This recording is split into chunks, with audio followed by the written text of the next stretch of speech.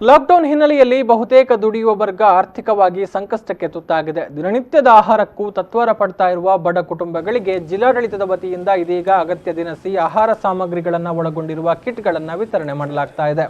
ದಿನವೊಂದಕ್ಕೆ ಸಾವಿರಾರು ಕಿಟ್ಗಳು ತಯಾರಾಗ್ತಾ ಇದ್ದು, ಕಿಟ್ ತಯಾರಿಕೆಗೆ ಮಂಗಳೂರಿನ ಲಾಲ್ಬಾಗ್ನಲ್ಲಿರುವ ಸಾಯ್ಬೀನ್ ಕಾಂಪ್ಲೆಕ್ಸ್ನಲ್ಲಿ ತಯಾರು ಮಾಡಲಾಗ್ತಾ ಇದೆ.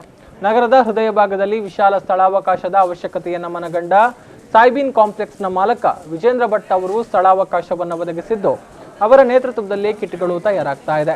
ದಿನವೊಂದಕ್ಕೆ 5,000ಕ್ಕೂ ಅಧಿಕ ಕಿಟ್ಗಳನ್ನು ತಯಾರು ಮಾಡಲಾಗ್ತಾ ಇದ್ದು, ಈಗಾಗಲೇ 1,00,000ಕ್ಕೂ ಅಧಿಕ ಕಿಟ್ಗಳು ಇಲ್ಲಿ ತಯಾರುಗೊಂಡು ವಿತರಣೆಗೊಂಡಿವೆ.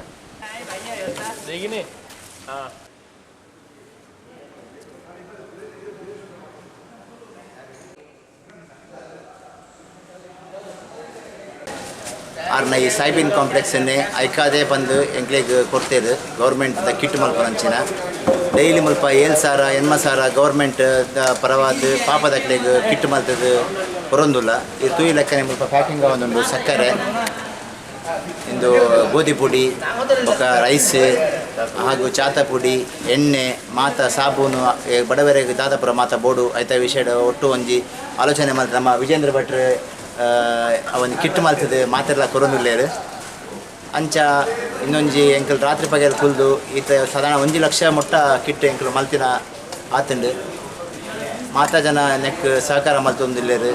ಮಸ್ತ್ ಜನ ಬತ್ತದ ನೆಕ್ ಪಂಡೇರು ಎಂಕ್ಲೆಗ್ಲ ಮಲ್ತು ಕೊರೋಡು ಬಂದು ಅಂಚ ಇನ್ನೊಂಜಿ ಬಾರಿ ಮಲ್ಲ ಒಂಜಿ ಒಟ್ಟಾದ ಒಗ್ಗಟ್ಟಾದ ಒಂಜಿ ಮಲ್ಪುನ ಒಂಜಿ ವಿಷಯ.